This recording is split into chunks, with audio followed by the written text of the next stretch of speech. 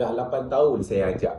Kalau nak tambah pendapatan, mulakanlah dengan bisnes todor. Selalu saya cakap macam tu kan. Sebab apa? Mudah je guys. Kita nak tambah income ni, pertama sekali bila kita nak cari bisnes, kena ada 3 kriteria. Yang pertama, mesti modal yang rendah.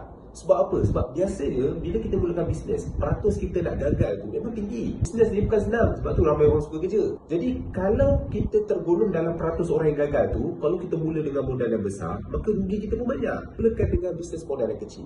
Tuan wow, modal kita bermula serendah RM19, 5 kupang. Yang paling tinggi pun 128. Yang kedua, bisnes ini dia boleh buat secara part time. Tambah pun tambah pendapatan. Maksudnya kita dah ada kerja lain.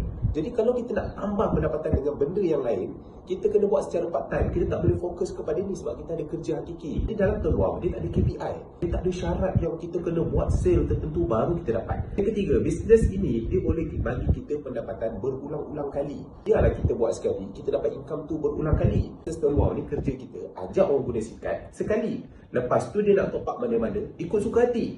Kemudian setiap kali dia top up, selagi mana dia guna singkat tu, kita akan dapat income tu berulang kali. Walhal kita kenalkan dia sekali je. Saya tunjuk contoh.